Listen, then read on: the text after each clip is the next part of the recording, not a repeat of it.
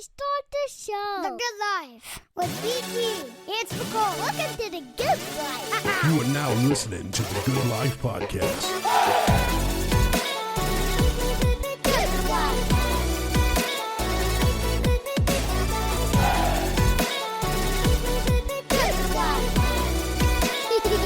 These boys are crazy.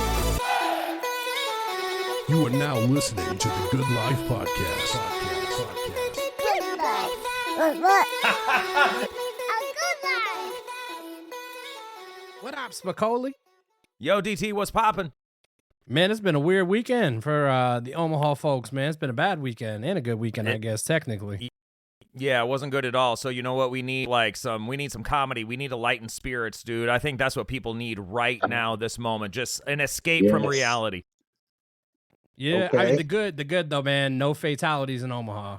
I think that's the one beautiful happened in thing. Iowa, but nobody passed away from the tornadoes this weekend, so that's a plus, man. Yeah, our thoughts and prayers with So, yeah. everybody affected.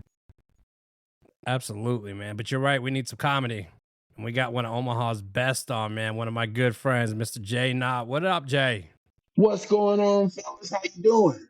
Doing good, man. Doing good. We all oddly know each other, which is Absolutely. kind of cool. Very cool. Very cool.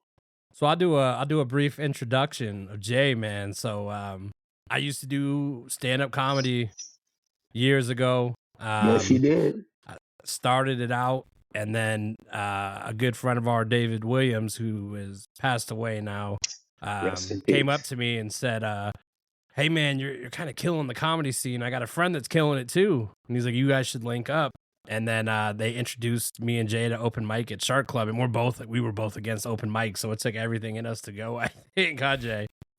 Oh yeah, you know the deal. Absolutely. You know how I feel. But hell yeah, man! So we went to this open mic, man, and we got to see each other perform. And I think Jay had a show like 2 weeks later. And at this time, I was doing it like solo, and I had some friends opening up for me, Spicoli, and I mean, I was doing good numbers. We probably had 200, 300 people coming out to comedy shows when I was doing it before I met Jay. And Jay's like, "Yeah, man, you should come out and do like a 15-minute on my show."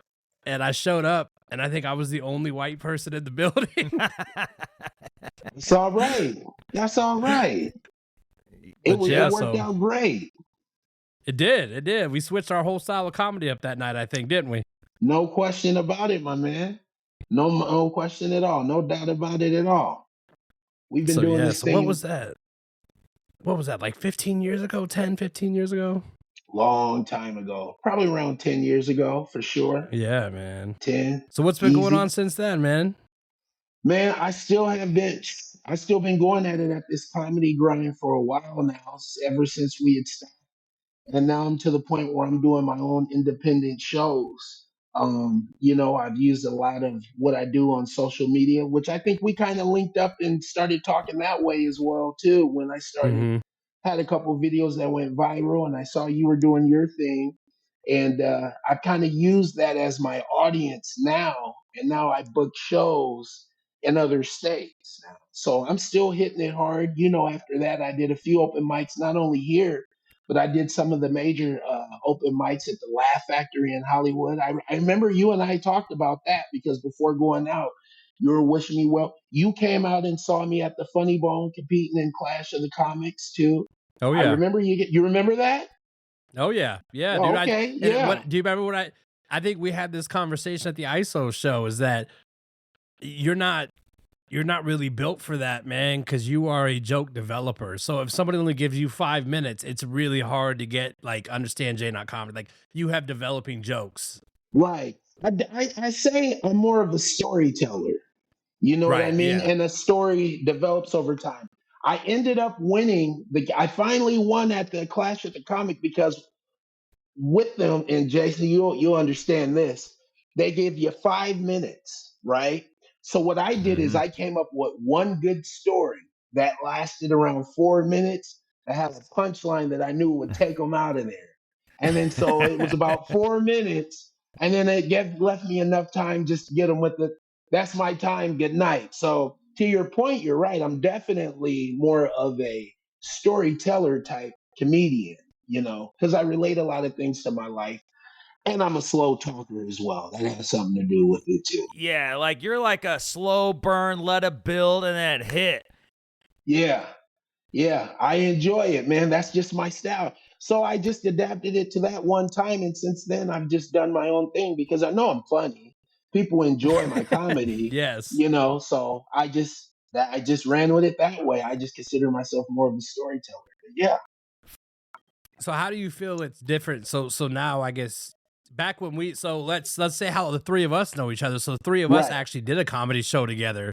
Absolutely. And that was probably one of my favorite comedy shows I ever did, man. Honestly, that one was so much fun, man.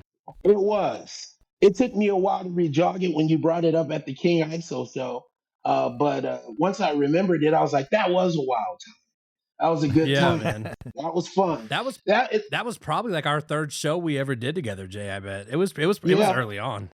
It was but it was a great time, great show, and it's a good opportunity. It's great in life to be able to link up with you two again in this capacity. It's dope seeing you two here doing this, and now here I am on your guys' show.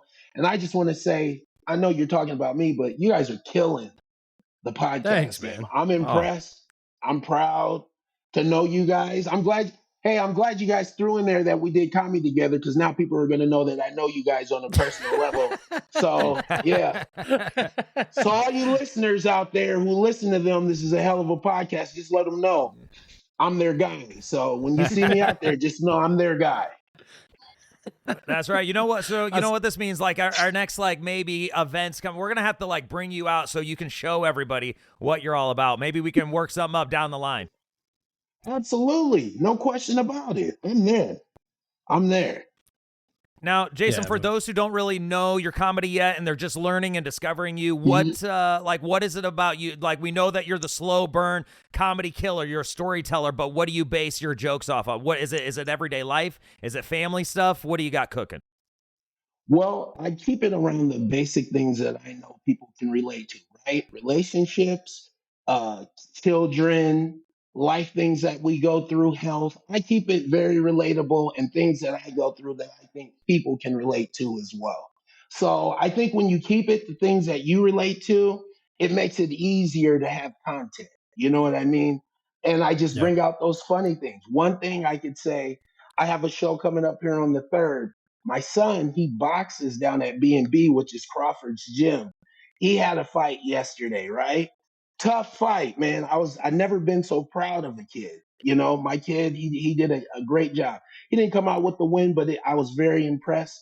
But from a joke perspective, one of those things I was thinking about is I got to incorporate how tough it is as a father to watch your kid get hit and keep it going, that encouragement going from whether they win or lose. That's not an easy thing to do. And there's some funny components to that I definitely plan on sharing with everybody too. Did I you want to couldn't beat the imagine dad's seeing ass my or kid what? get hit. Damn. You say that again? Sorry, say Did you want that to beat the again. dad's ass? Did you want to beat the dad's ass or what? I don't know. His son was pretty good. So if his son was pretty good, his dad's probably pretty good. So I don't know about that.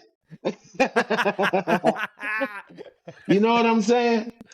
Get a family ass whipping. Right. You can share the No, wealth. no reason for 2 L's, son. No reason. No, I just he's built a little bit better for that. He can handle that. He left there like it's nothing. I talked to him today. Like I said, in all honesty, it was a great fight. I was very, very proud of him. Boxing's tough, you know, but Oh, it's yeah. nothing I want to jump in there for. It has to be something like if you want me to get mad at the dad, I have to have a kid involved in something like swing choir. I can handle those guys. You know, Get I those can handle jazz them. fingers going. Yeah, those guys, I got them. Easy. I got Right. Let me that ask you fingers, though, man. like, do you jab with your son? So do you practice with him, and you've taken a couple shots of the chin, or what's up? We actually have. I mean, he has a set here at the house. He has bags. We haven't done it as, it's funny because the better he gets, the less I'm inclined to want to go with him. But, we have done it in the past. In the past, we've definitely have, hit and thrown jabs and things like that. And I always tease him, and he's quick to want to get in there with me. But the better he gets, the more I'm a little less inclined to want to jump in there with him. For sure. You should for sure be proud of your kids, man. I'll tell you what, man. Like, I've known you for a long time, and you're a jokester and a partier and a funny dude. You got some of the most respectful kids, man, I've ever met, man. Your son, when he was at that ISO show, was so respectful, man, and so thankful for going, man. I was like, damn, Jay, good job, man. Good job on that. Yeah, he gets that from his mom. No, I'm just kidding. No, but yeah, and the opportunity, man. I want to thank you guys as well, man. We appreciate that. That was a dope. Wasn't that a dope show though? It was so That was good. a dope show. I was Tabo, dude. Tabo. When Tabo went on, I was like, because I've heard a lot about Tabo, and when he hit the stage, me and Spicoli both were like, that "I Ain't Trippin'" song he did, dude. Me and him were like, oh, that was so good, man. The 13-year-old drummer. What about him? I don't know if we were there. I don't know if we were there for that. We had to run down to slow down for a little bit, so we came back right when Tabo went on. Oh, okay. Oh man, yeah. They had some other guys. They had a 13-year-old drummer on one of the bands. I'm trying to. Their Kings was the group's name. I think they're a part of Strange Music. And Unconditional Kings. Unconditional Kings have a 13-year-old drummer who's off the chain. Thank you for that, though. I wanted to say as well. Of course, man. I'm glad you guys could come, man. I'll say this, dude. So I've done stand up with a lot of dudes, man. There's and Jay, and you can attest to this. McCoy, I don't know so much, man. I think McCoy, how much comedy did you do besides what you did with me? I don't know. Not a lot of stand up stuff, just a few with you, but as far as like writing jokes for people, I did that for a lot of radio people. So that's where I kind of like developed the art of a joke. It's kind of like when we do the podcast, right? Like everyone comes out of the woodworks, and like it's same thing when I did stand up, everybody was like, I could do that. You know what I'm saying? Like everyone's like, I can do that.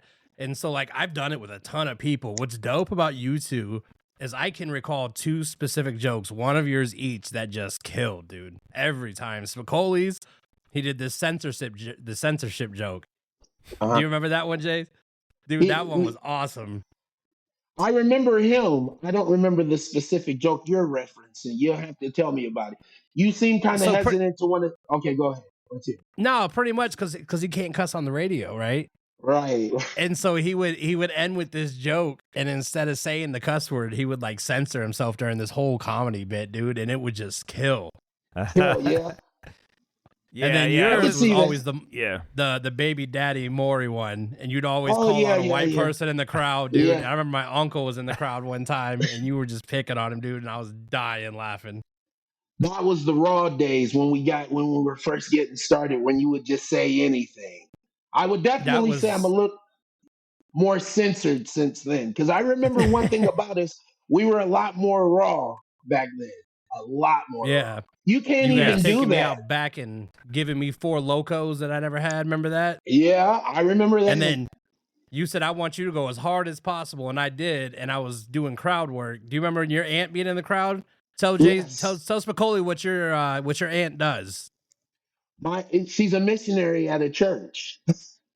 And you know how DT can be. DT is not very censored at that time. And in fact, she actually brought some of her church members with her to the show. And so when DT called her out in the crowd, and didn't you ask her who she was with and what she was involved with? And how did she break it down? I just remember she was like the last person I called on, and I was doing crowd work, and I was killing the crowd. And I was like, what do you do for a living? And I thought she said she did something for the church. And then as soon as she said it, everyone just started dying laughing. And I couldn't even respond. So I just I chugged like 3 beers, and I ended my show right there.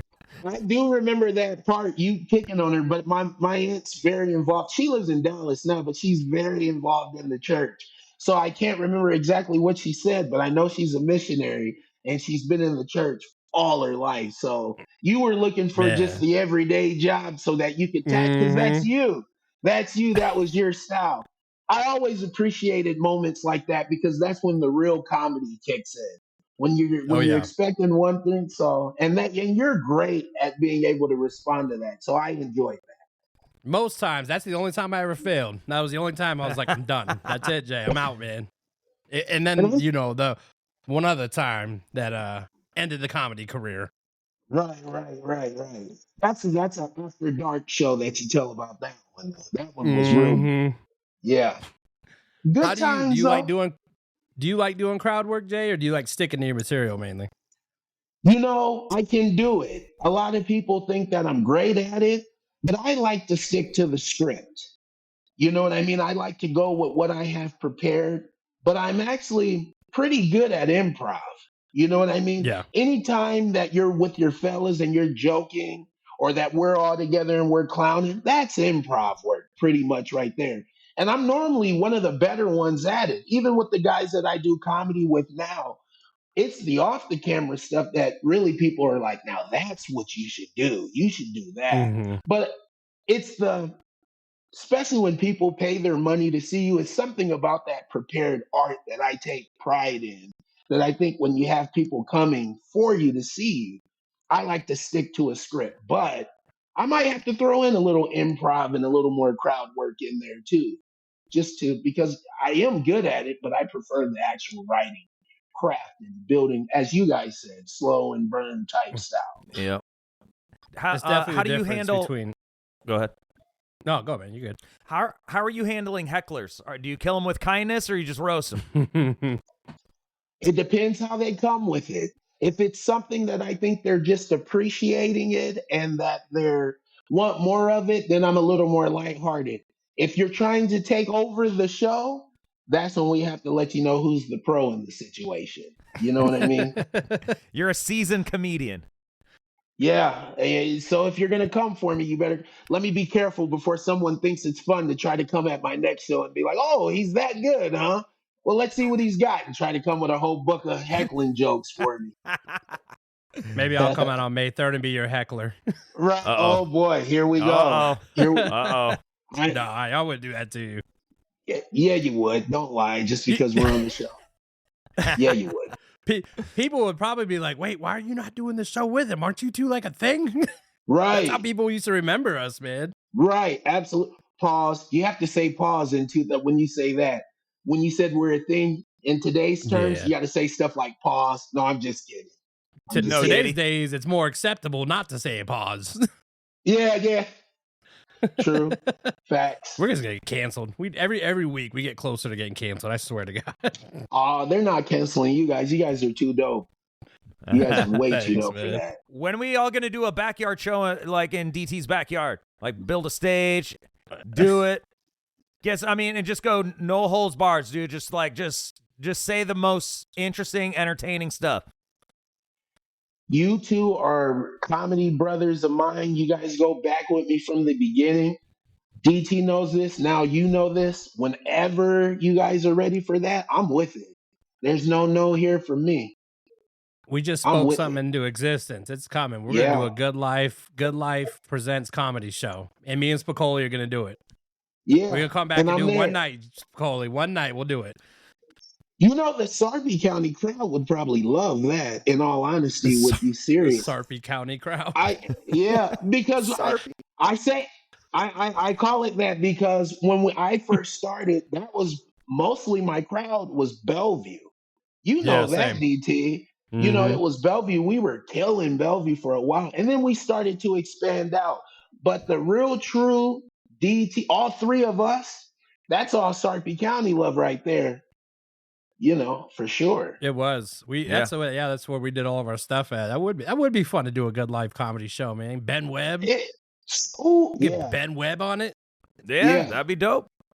Ben Webb, hey, that's a comedy brother too. I've done a show with him before. He's a good dude. I like Ben Webb a lot. He is a good dude. Who else is on your show on May 3rd?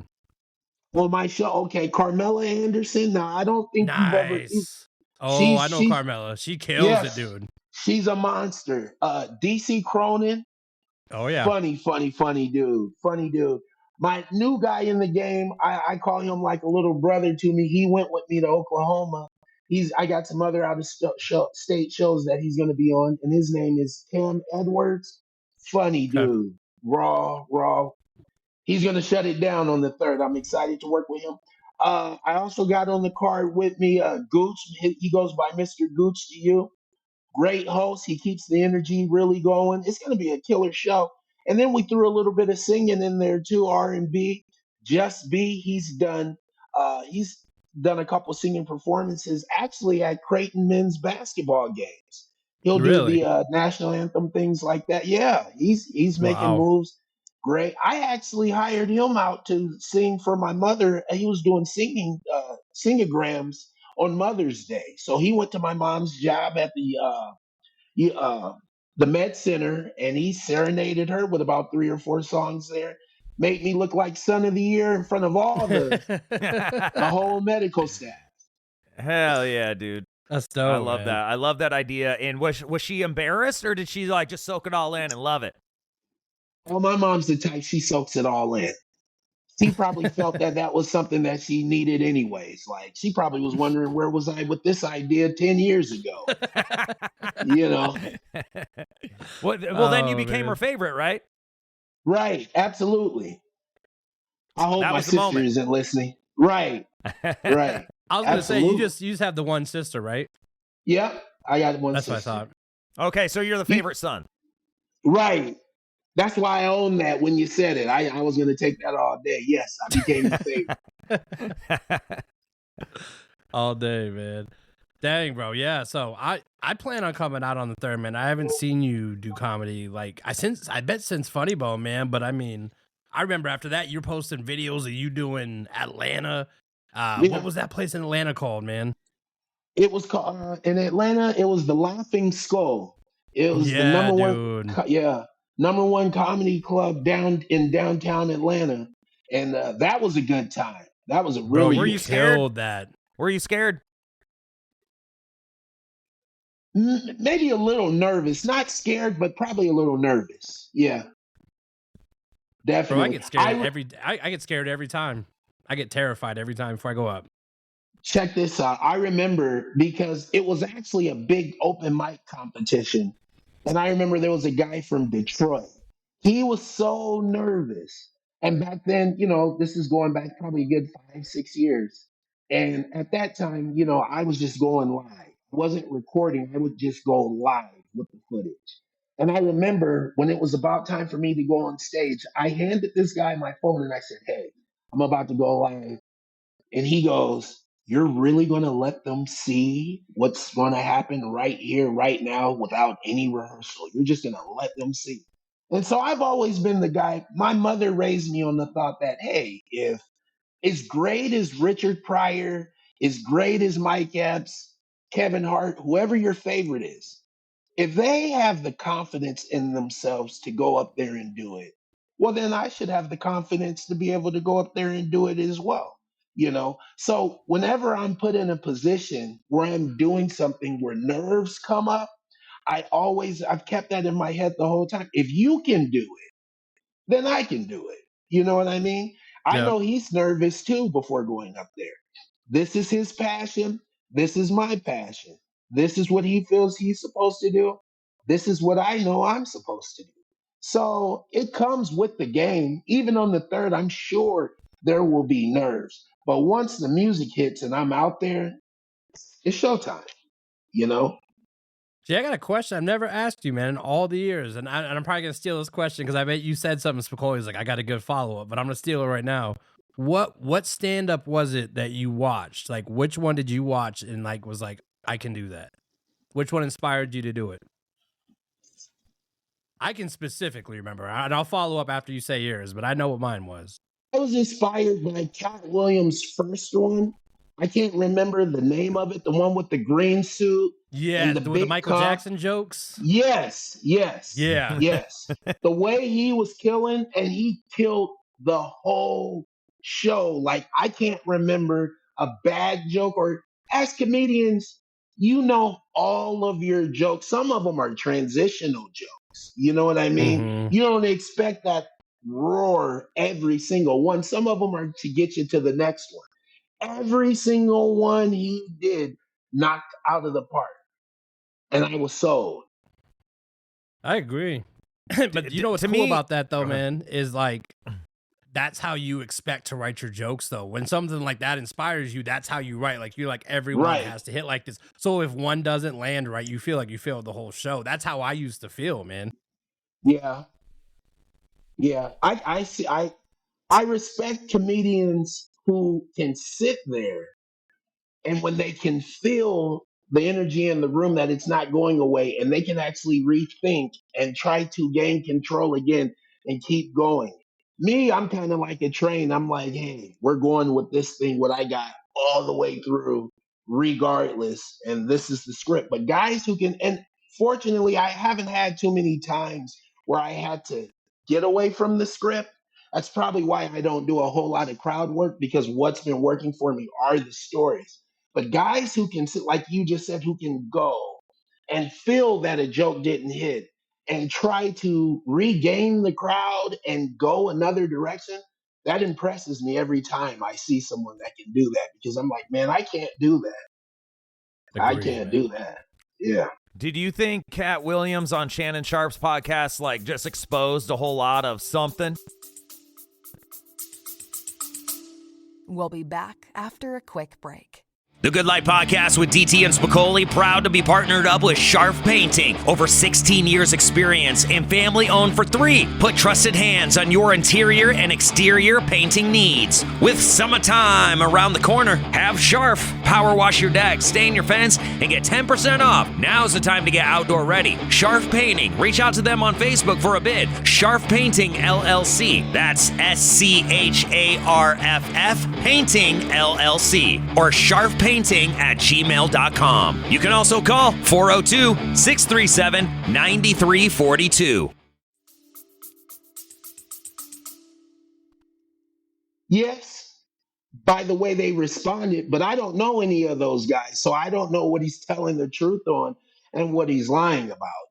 But I know that when people feel the need to respond the way that they were all responding so quick, and nobody was just saying like, that's not true. I knew there had to be some truth to what he was saying, but I really didn't understand the magnitude of what he was saying until everybody started responding, because I don't know those guys. You know what I mean? I think the biggest thing he said that made me go, oh shit, is when he was talking about Steve Harvey jacking Mr. Cooper shit. And I was just like, oh, he sure did, dude. He really did. Now, in that case, that was kind of clear. You can't see that. Yeah. That was kind of, you did think, when he exposed that, that was kind of, but okay, like for example, the whole joke stealing thing, and I'm glad you brought this up, the whole joke stealing thing. Ever since that interview, I feel a little bit, because I never thought it was a big deal when you compare the joke he's actually talking about, which is him in a car and Cedric the Entertainer in a spaceship. I did go back and see the original joke just to see how he felt. I felt there was enough of a difference. Me personally, I felt like it was enough of a difference that Cedric could do that. Like, he totally changed. I felt like, okay, the man, I could see myself, I've done that before, seeing like a mannerism or a word and was like, hey, I could implement that in this joke, and that would kind of take it off. I don't think there's anything wrong with that. If anything, I think you should be kind of flattered. Yeah. A little bit, But it definitely made me think as I grow in this industry. I'm like, ooh, I'm gonna have to be careful about what I see, because people are gonna take that really personal. I was like, and since then, it's not even Cedric the Entertainer and Cat Williams. It's the way in the comedy community how they are all spinning off and talking about the ability of being able to create a joke and what's stealing and not. And I'm like, wow. I always thought it was an honor. I've always heard so many people say that they respect Richard Pryor and Red Fox and those guys and the legends. I can see some of them in some of these comics that I look at as like Hall of Fame comedians. I could see where they kind of pulled a little bit from that guy and a little bit from that guy. I can even see where Cat Williams and the whole his character that he kind of played, if that's the case, because he got really upset with Ricky Smiley and the Money Mike. Yeah. I thought his character was very, what's that guy's name? Dynamo or there's a character that he played in Friday you're talking about? he played Money Mike. But that Money Mike character is very similar to a guy who was real big back in the day. I forget the guy's name, but that Oh wasn't the yeah. first time we seen that character before. Yeah. It was a little bit Dynamo or Dynamite. I forget the guy's name, but there was a character I know Cat Williams had to have seen and was like, hey, I'm going to take some of that to make Money Mike. It's just part of the game, I feel. I Right. agree, When people man. hear this, they're going to be shouting out the name. It was so and so. Right, It was right, so and right, so. right. How does Right. Jason not know that? Yeah, right. Well, because to be honest with you, the reason why I know that is because someone was trying. It was some guy on YouTube who was pretty much talking about how Cat Williams has done the same thing before. Bernie Mac has stole from characters before. Like it's just a part of the game. Like you can't take it that serious because we all kind of pick off each other. But I can't remember Right. the character that Cat Williams did. But yeah, it's not anything new to me. Well, Jay, who's Yeah. on your Mount Rushmore of comedians? Who would you say is up there? Cat Williams, Cedric the Entertainer.